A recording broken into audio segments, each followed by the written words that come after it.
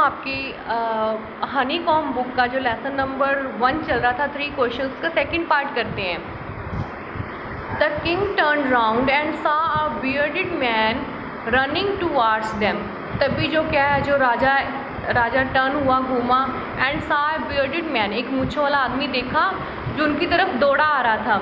His hands were pressed against his stomach, तो उसके जो हैंड्स है दोनों उसने अपने पेट पर रखे हुए थे। From which blood was flowing, जिससे क्या है, खून निकल रहा था। When he reached the king, he fainted, जब वो राजा के पास पहुंचा तो वो बेहोश हो गया। And fell to the ground, और धरती पर गिर गया। The king and the hermit removed the man's clothing and found a large wound on his stomach। उसके जब उन्होंने वहाँ से क्लॉथ उतार कर देखे तो क्या देखा कि बहुत गहरा जख्म था उसके पेट पे। The king washed and covered it with his handkerchief, but the blood would not stop flowing। तो भी राजा ने क्या है, उसके जख्म को धोया और अपने रुमाल से क्या है, उसे कवर कर दिया, मगर क्या था, ब्लड अभी भी बह रहा था। The king redressed the wound until at last bleeding stopped, कि वो उसके रीड्रेस करता रहा, उसकी पट्टियाँ बांधता रहा उसके जब तक कि खून निकलना बंद नहीं हो गया था। The man felt better and asked for something to drink. तभी जो क्या था, वो व्यक्ति था, उसे बहुत अच्छा फील होने लगा और उसने कुछ पीने के लिए मांगा। The king brought fresh water and gave it to him, वो फ्रेश पानी लेके और उसे दिया। By this time the sun had set, तभी सूरज छिप चुका था। And the air was cool, ठंडी ठंडी हवा बह रही थी। The king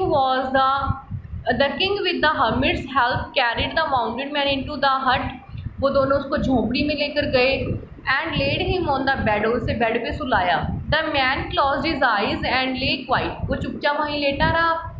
the king tired by his walk and the work he had done, कि जो राजा था वो क्या था, चलने से, जैसे वो चल के आया था और जो उसने काम किया था उसके बाद थक चुका था। And let down on the floor, तभी वो फर्श पर लेट गया। And slept through the night, और रात को क्या है, वहीं सो गया। When he awoke it was several minutes before he could remember, जब वो उठा, where he was or who the strange bearded man lying on the bed was। तो वो ये बात के जान के हैरान था कि वो कहाँ था और जो वो आदमी था जो बेड पर सो रहा था वो कौन था। Forgive me said the bearded man in a weak voice, कि जो बियर्डेड मैन था बहुत ही हल्की सी आवाज़ में बोला कि मुझे माफ़ कर दो। When he saw the king was awake, जब उसे देखा कि राजा उठ गया था तो उसे बोलने लगा कि मुझे माफ़ कर दो। I don't know you and have nothing to forgive you for, said the king। राजा ने कहा कि मैं तो तुम्हें जानता ही नहीं और तुम किस बात की माफ़ी मांग रहे हो। You don't know me but I know you, I am the enemy of yours who swore revenge on you।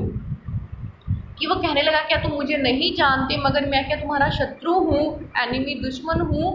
Who swore revenge on you, कि जो तुमसे बदला लेना चाहता है, मैं वो तुम्हारा ऐसा शत्रु जो तुमसे बदला लेना चाहता हूँ। Because you put my brother to death and seized my property, क्योंकि तुमने मेरे भाई को क्या है, फांसी पर चढ़ा दिया था और मेरी सारी प्रॉपर्टी को सीज कर दिया था। I know you had gone alone to see that that hermit and I made up my mind to kill you on your way home, कि मैं तुम्हें, जब तुम घर जाओगे रास्ते में तुम्हें मारने की क्या प्लानिंग बना रहा था। But the day passed you did not return, कि पूरा दिन चला गया तुम वापस नहीं आए। So I left my hiding place, तभी जहाँ मैं छिपा हुआ था मैंने वो जगह छोड़ दी। I came upon your bodyguard who recognised me and wounded me, तभी जो क्या आपके रास्ते में आपके जो बॉडीगार्ड थे जो उन्होंने मुझे क्या पहचान लिया और उन्होंने ही मेरे पर क्या वार किया और मुझे जख्मी कर दिया। I escaped from him but I should have died if you had not dressed my wounds, की शायद अब तक मैं मर चुका होता अगर तुम, जो राजा को बोला कि तुम मेरे जख्मों पर मलहम नहीं लगाते, उन्हें अच्छी तरह से पट्टी नहीं बांधते। I wish to kill you and you have saved my life, कि मैं तो तुम्हें मारना चाहता था मगर क्या तुमने मेरी लाइफ को क्या है, बचा लिया। Now if I live I will serve you as your most faithful servant and will order my sons to do the same. Forgive me, कि वो कहने लगा कि अगर मैं ज़िंदा रहा तो जब तक मैं ज़िंदा रहूँगा मैं पूरी ईमानदारी से आपके सेवक बनकर रहूँगा और मेरे बेटों को भी यही ऑर्डर दूंगा कि वो भी यही काम करे, फॉरगिव मी, कि मुझे माफ़ कर दो। The king was very happy to have made peace with his enemy so easily and to have won him over a friend। कि राजा को इस बात की बहुत ज़्यादा खुशी हुई। He not only forgave him but said he would send his servants and his own doctor to look after him and he promised to give back the man his property. तो वो राजा ने क्या उसे प्रॉमिस किया कि वो अपने doctor को भी भेजेगा उसके पास उसका इलाज करने के लिए, और उसकी क्या जो उसने प्रॉपर्टी छीनी थी वो भी उसे क्या है वापस दे देगा। लीविंग द वाउंडेड मैन, उसको वहाँ छोड़कर the king went out of the hut and looked round for the hermit. तो वो जो साधु था, वो जो संत था, उसे देखने लगा जब वो बाहर आया। Before going away he wished once more to get answers of his question. तो उसकी क्या इच्छा थी कि जो उसके क्वेश्चन थे उसका आंसर अभी भी उसको नहीं मिला था। The hermit was on his knees sowing seeds in the beds that had been dug the day before. तो वो क्या था, जो उन्होंने गड्ढे खोदे थे उसमें वो बीज बो रहा था जो हर्मिट था। The king went up to the hermit and said for the last time I beg you to answer my questions wise man, कि मैं आपसे लास्ट टाइम अपने तीनों क्वेश्चंस पूछ रहा हूँ और आपको उनके आंसर्स देने होंगे। तो क्या हुआ आगे, you have already been answered said the hermit still bending down to the ground and looking up at the king as he stood before him. कि तुम्हें अपने उन क्वेश्चंस के क्या है जवाब मिल चुके हैं। How have I been answered, तो राजा ने पूछा कि मुझे उनके कैसे जवाब मिल चुके हैं। Don't you not see, replied the hermit, if you had not pitied my weakness yesterday and had not dug these beds for me, you would have gone away. Then that man would have attacked you and you would have wished you had stayed with me।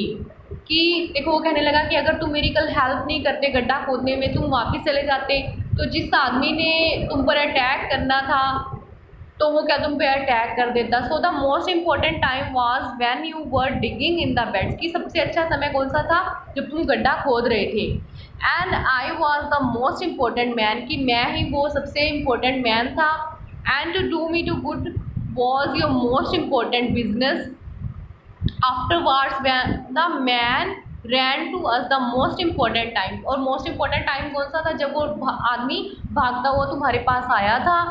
Was when you was caring for him, कि जब तुम उसकी देखभाल कर रहे थे। He would have died without, कि तुम अगर उसकी अगर हेल्प नहीं करते तो वो क्या शायद मर जाता। So he was the most important man, कि वो भी क्या है मोस्ट इम्पॉर्टेंट मैन था तुम्हारे लिए। And what you did for him was the most important business, जो तुमने उसके लिए किया वो क्या था, मोस्ट इम्पॉर्टेंट बिजनेस था। Remember then there is only one time that is important and that is now। it is the most important time because it is the only time we have any power to act। कि एक समय वो था, वो भी क्या था, important था, और ये समय भी क्या है, इम्पोर्टेंट है, कि कोई भी काम करने के लिए क्या है, समय बहुत ज़्यादा इम्पोर्टेंट है, महत्वपूर्ण है।